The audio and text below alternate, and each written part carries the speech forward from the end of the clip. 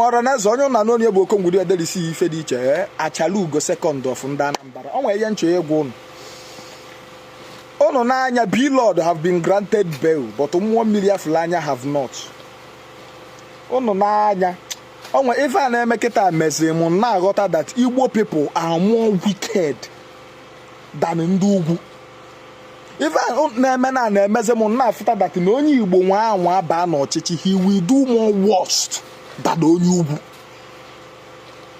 I will tell you people why. Just come one of that in the middle of this video. You na na metro mic na share button. B-Lord kedu ife jinye bail around 8 years na kuje prison arobido ya bia. E we bail ruo ye ka ọ na unu je n'onwe anya. Are you getting me? E bail ruo ye ka ọ na unu je n'onwe anya, ọ na-esizi onwe anya, osizie from uno na abiaze court. Yeah, that means federal government, Tinubu can wait to human conscience. Tinubu still have human conscience to pity him. That's in our area. Nana go do no je no anya.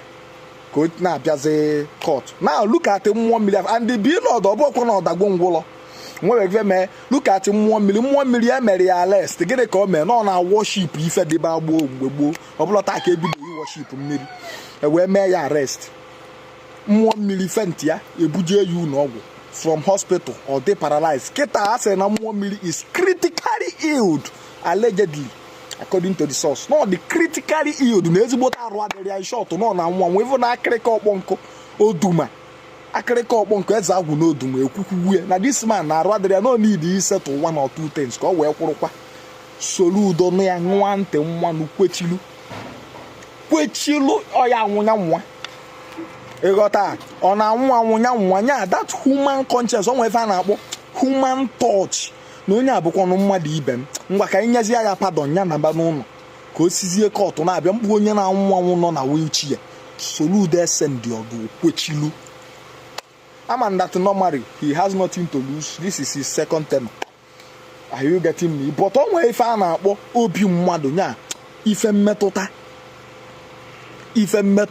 That is to show you that Igbo people are more wicked than the Yoruba people, even than Hausa people. Okay, ndị Igbo no stage in Hausa no today they will do worse than Tinubu.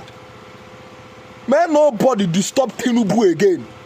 May nobody try call Tinubu. May nobody try call Tinubu bad name again because Igbo people are more worse than Tinubu. You can imagine, at least this man did not kill somebody. He did not kill, he did not steal, he's not an armed robber. His crime is that he is worshipping his chi. He is practicing what he believes in. That's why they are wickeding him like a hardened criminal, like a bandit. Yeah?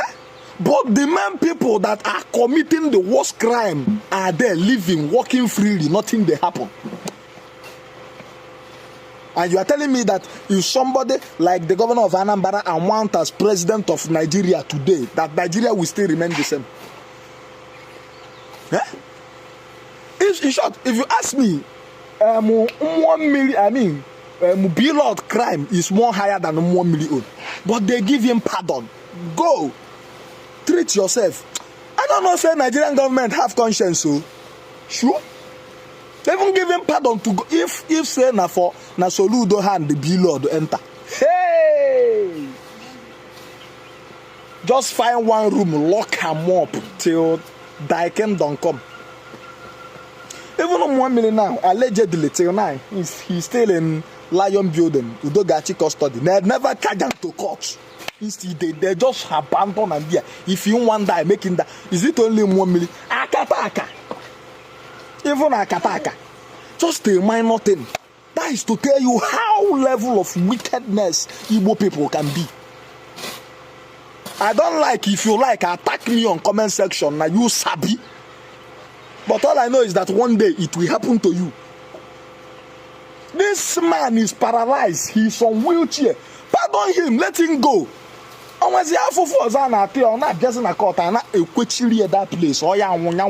all, it's not your son. it's not your relative, it's not your cousin. If you want die, make him die there. I'm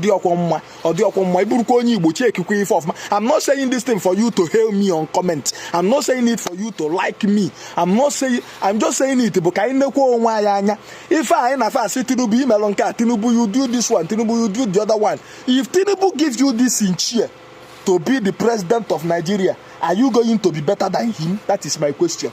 Thank you very much.